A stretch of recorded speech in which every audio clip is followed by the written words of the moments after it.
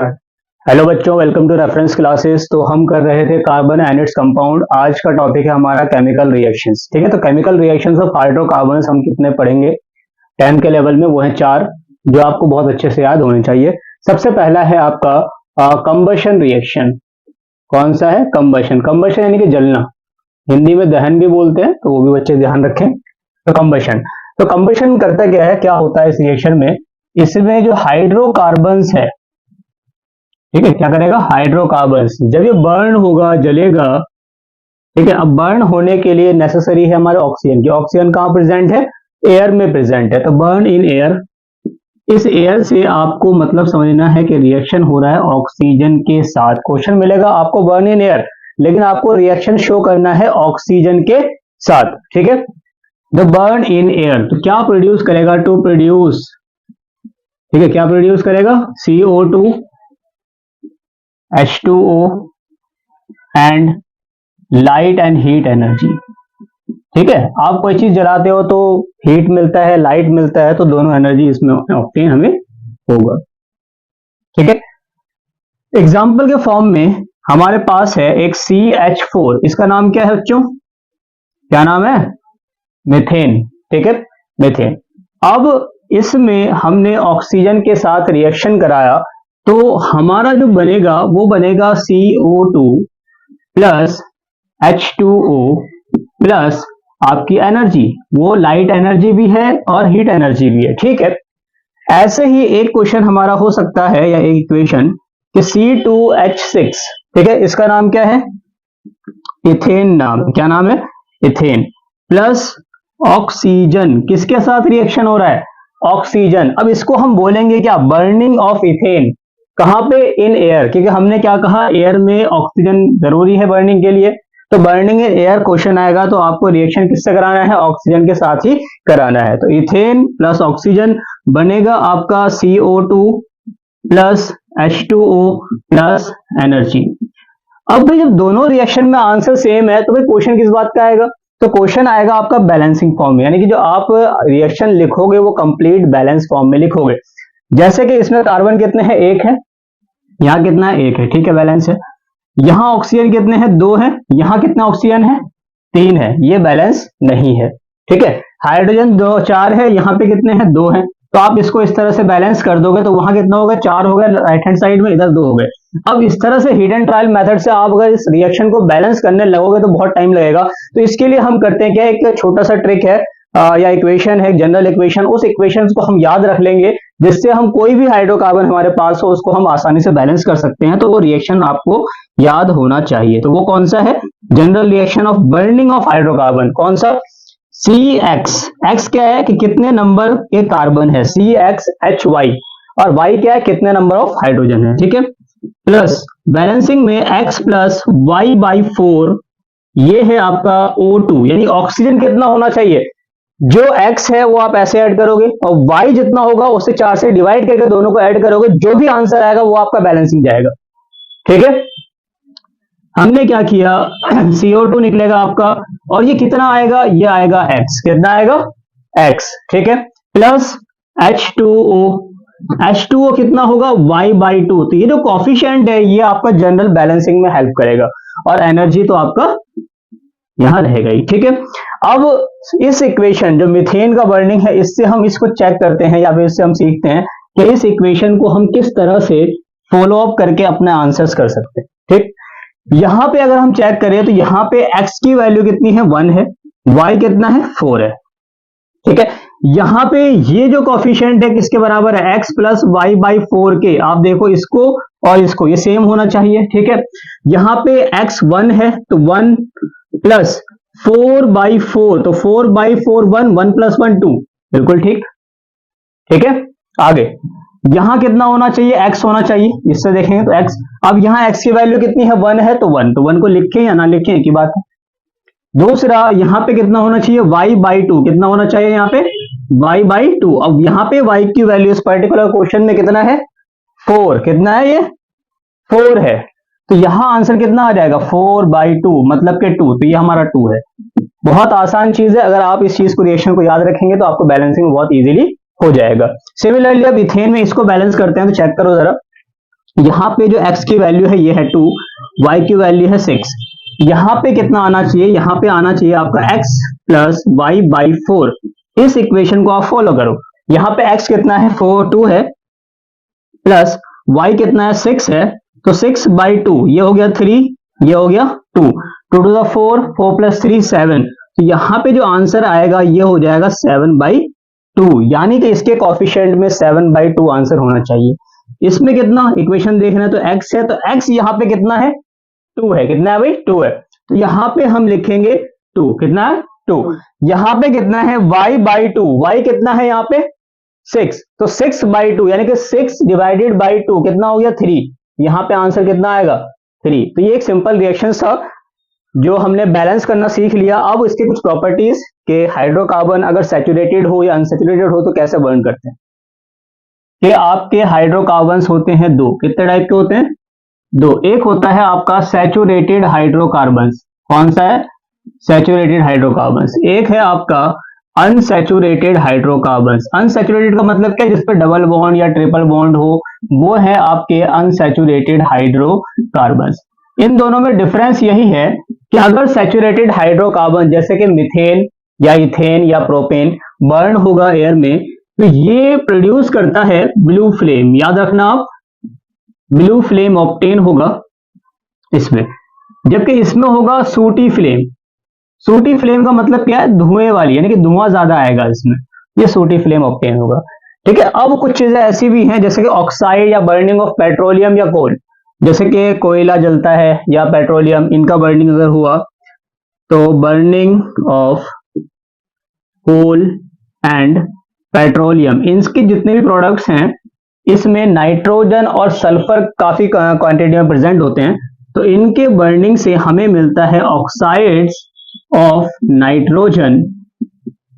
ठीक है, oxide of nitrogen मतलब नाइट्रोजन डाइऑक्साइड, ट्राइऑक्साइड, इस तरह के ऑक्साइड हमें मिलेंगे, एंड ऑक्साइड ऑफ सल्फर। अब सल्फर के ऑक्साइड से अगर वाटर का कॉम्बिनेशन हो जाएगा तो वो बना लेगा सल्फ्यूरिक एसिड। इसी तरह से नाइट्रिक ऑक्साइड से अगर वाटर का कॉम्बिनेशन हो जाएगा तो ये बना लेगा नाइट्रिक एसिड। तो ये जो दोनों ऑक्साइड्स हैं ये रिस्पॉन्सिबल होते हैं फॉर एसिड रेन। ठीक है, किसके लिए रिस्पॉन्सिबल है, एसिड रेन के लिए, यानी कि रेन में जो एसिड कंटेंट आ जाता है जो pH 5.5 से 5.6 से बिलो कहते हैं तो एसिड रेन कहलाता है।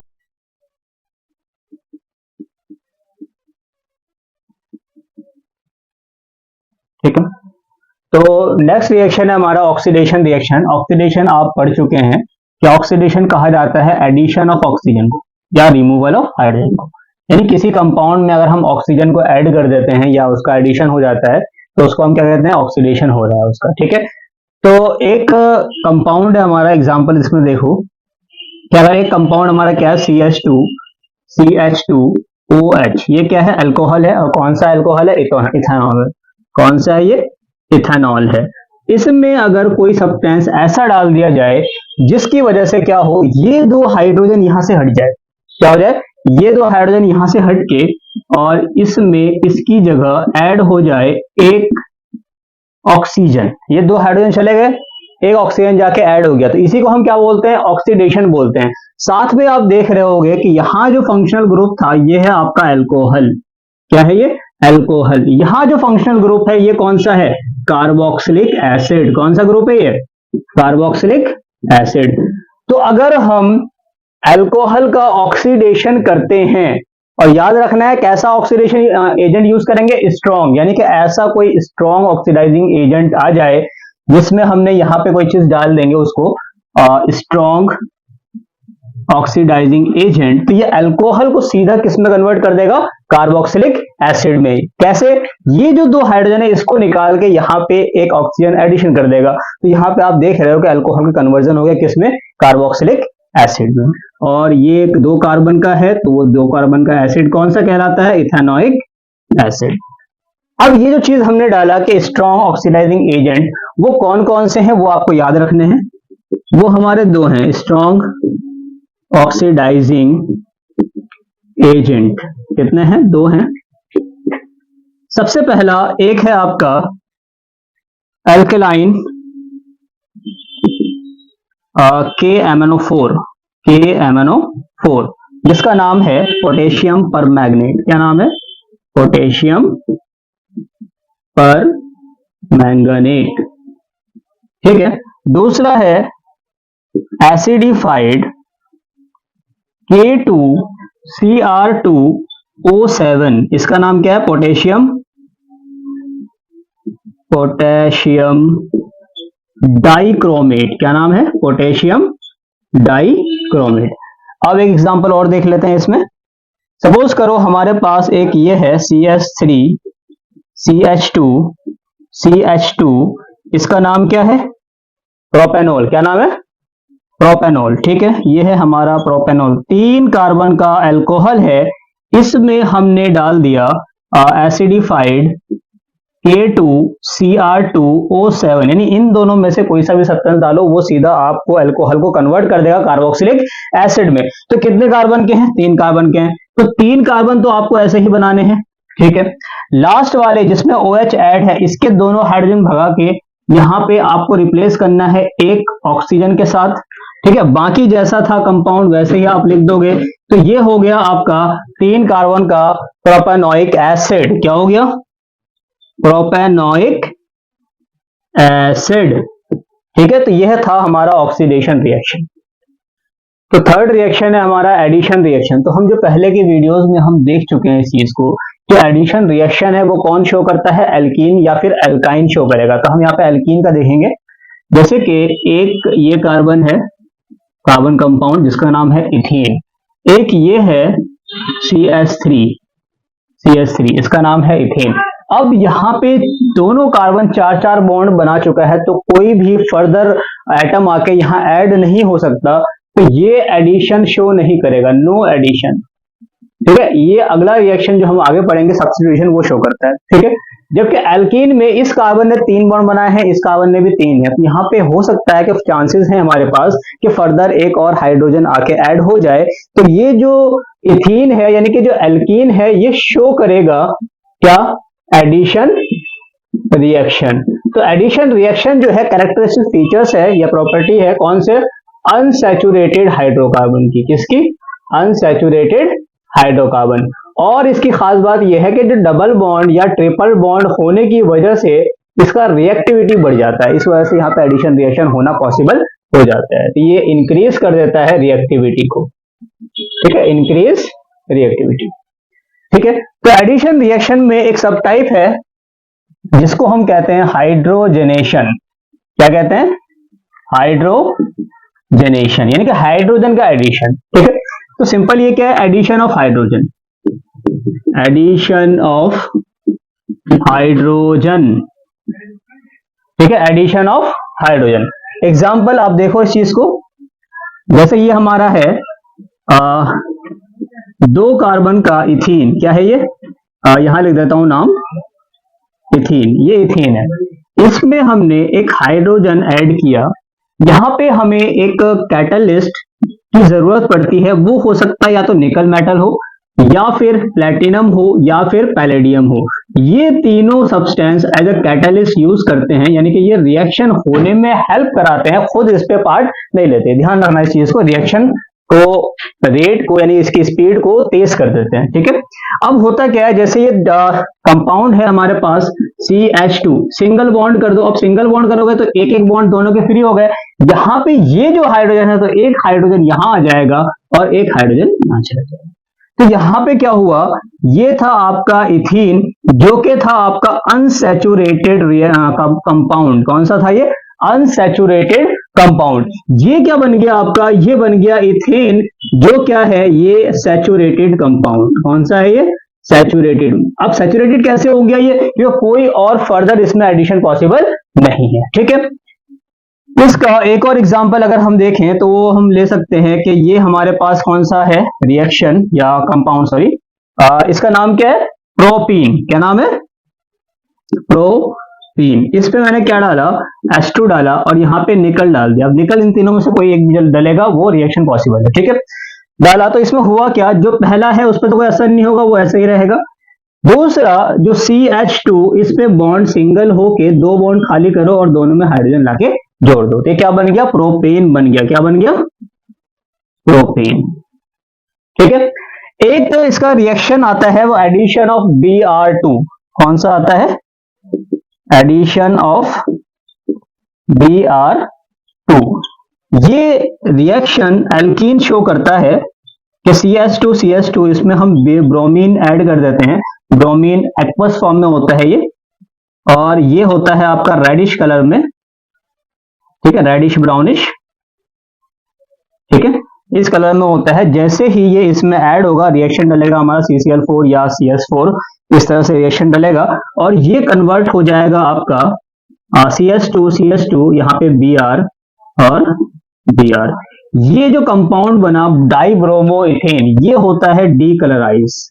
ठीक है, यानी इसमें कोई भी कलर नहीं प्रेजेंट होता है। तो ये as a test for unsaturation use किया जाता है। टेस्ट फॉर अनसैचुरेशन मतलब दो कंपाउंड आपके पास, एक है इथेन, एक है इथीन। आपको ये कंपाउंड जो है इस तरह का स्ट्रक्चर स्लैब में दिखाई नहीं देगा, वो पाउडर फॉर्म में किसी और फॉर्म में, कंपाउंड के फॉर्म में दिखाई देगा। आप कैसे पता लगाओगे कौन सा एल्कीन है और कौन सा एल्केन है? अगर एक कंपाउंड के साथ रिएक्शन होके उसका जो ये जो लिक्विड है इसको डीकलराइज कर दे, यानी वो कलर का जो सॉल्यूशन कलर था वो खत्म हो जाए, मतलब वो एल्कीन था। अगर वो डीकलराइज नहीं होता है तो वो एल्केन।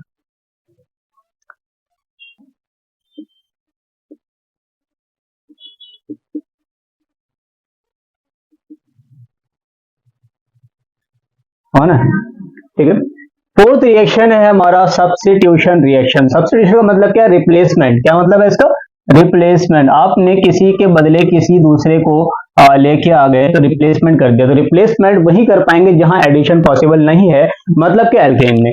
तो ये जो रिएक्शन है ये शो करेगा आपका एल्केन। एग्जाम्पल के फॉर्म में हमारे पास एक कंपाउंड है, ये है मिथेन। यहाँ पे डबल बॉन्ड की बात ही नहीं करेंगे, तो डबल बॉन्ड जब है ही नहीं तो एडिशन का कोई मसला ही नहीं है। तो यहाँ पे क्या है, एक हाइड्रोजन के बदले कोई और चीज अगर यहाँ पे आ जाए तो उसको हम बोलेंगे क्या हो गया, वो सब्स्टिट्यूट हो गया। जैसे मिथेन में हमने Cl2 डाला इन प्रेजेंस ऑफ सनलाइट या यूवी लाइट, तो होता क्या है, ये एक हाइड्रोजन यहां से चला गया, इसके बदले एक Cl आ गया। ठीक है, तो इसको हम बोलते हैं सब्स्टिट्यूशन रिएक्शन कि ये इसने यहाँ पे एक Cl ले, इसको सब्स्टिट्यूट करके वो निकल गया और एक Cl HCl बना के इवेपोरेट हो गया। तो ये कौन सा रिएक्शन है, सब्स्टिट्यूशन रिएक्शन।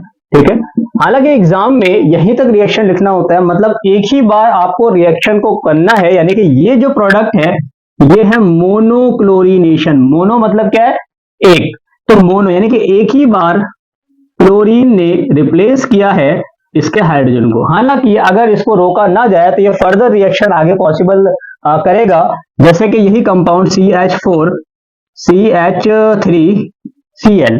अभी हमारे पास Cl है, Cl2 एक्सेस में था पहले से, और भाई H म्यू यानी कि सनलाइट या एनर्जी आपको मिल ही रही है, तो ये Cl एक हाइड्रोजन को और रिप्लेस करेगा और ये हो जाएगा CH2Cl2 और आपका HCl फिर से निकलेगा। फर्दर ये रिएक्शन आगे होगा अगर हमने इसको एक्सेस में रखा है, एक्सेस मतलब ज्यादा दिया है तो। ठीक है, तो CH2Cl2 प्लस Cl2 और ये है हमारा सनलाइट, और यहां पे ये हो गया CHCl3 प्लस HCl। इसी का नाम है क्लोरोफॉर्म। इसी का नाम क्या है, क्लोरोफॉर्म।